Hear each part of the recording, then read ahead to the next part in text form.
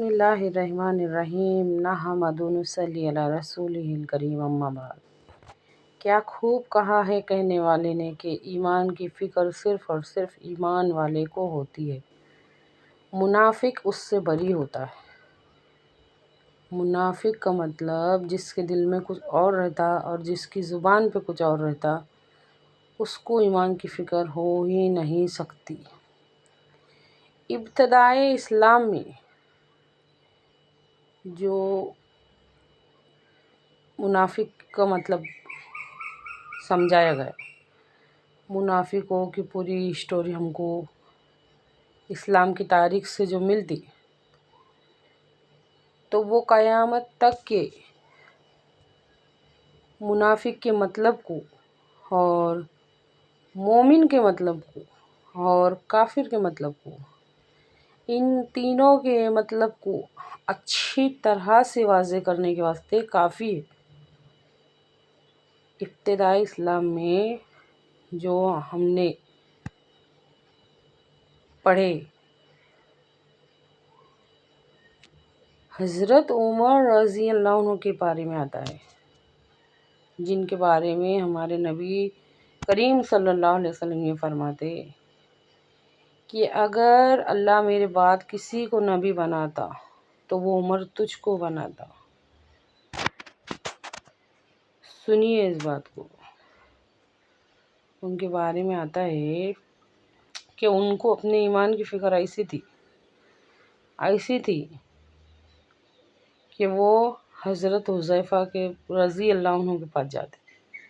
حضرت حذیفہ رضی اللہ عنہ کو فتنوں کے علم جاننے کا بہت شوق تھا، تو وہ کیا کرتے، ہمارے نبی کریم صلی اللہ علیہ وسلم کے پاس جاتے، یا رسول اللہ مجھے نا قیامت تک کے جو بھی فتنے آنے والے ہیں اس کے بارے میں بتاؤ۔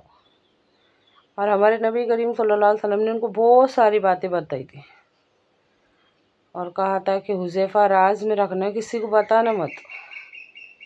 تو حضرت عمر رضی اللہ تعالیٰ عنہ حضرت حذیفہ رضی اللہ عنہ کے پاس جاتے اور ان سے پوچھتے کہ مجھے باقی اور تو کچھ نہیں پوچھنا، بس تجھ کو اللہ کی قسم ہے حذیفہ، مجھے اتنا بتا دے کہ جو 14 منافقوں کے نام نبی کریم صلی اللہ علیہ وسلم نے تم کو بتائے، ان 14 میں کہیں میرا نام تو نہیں تھا۔ بہت کچھ ہے سمجھنے والوں کے واسطے اور کچھ بھی نہیں ہے نہیں سمجھنے والوں کے واسطے، اور رونگٹے کھڑے ہو جائیں گے اگر ہم اس کی باریکی ان کو کبھی سمجھیں گے تو۔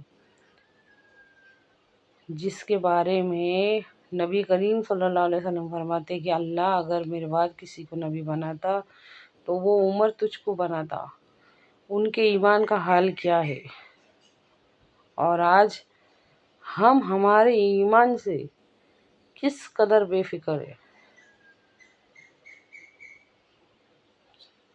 سوچ کے دیکھو۔ ہے کوئی جو سوچے اور سمجھے؟ تو ایمان کی فکر ہے نا صرف اور صرف ایمان والے کو رہتی، منافقوں کو ایمان کی کوئی فکر ہی نہیں رہتی، ان کا اطمینان کافی رہتا،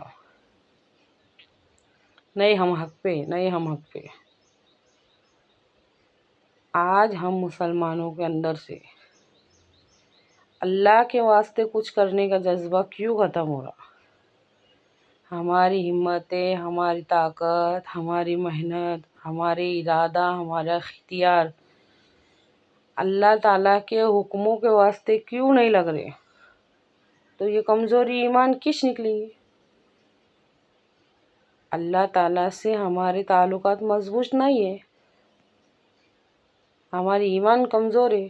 ہم زبانی دعوے کے ایمان کو سب کچھ سمجھتے ہیں، یقینی ایمان ہمارے پاس نہیں ہے۔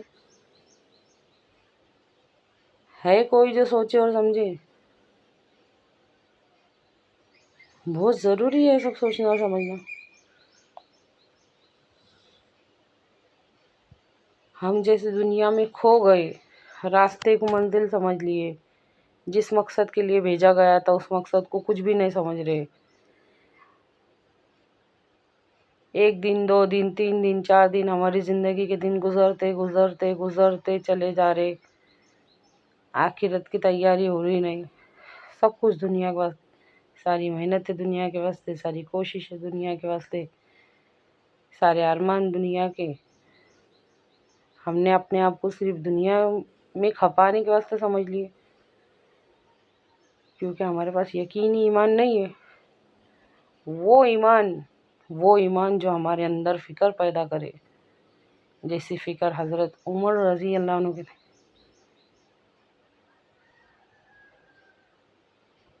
कि मेरा ईमान दुरुस्त है कि नहीं।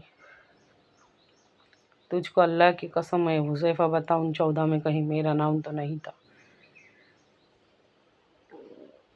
हमारी गिनती, हमारा नाम किन लोगों में है, हमको ये इस बात की फ़िक्र है।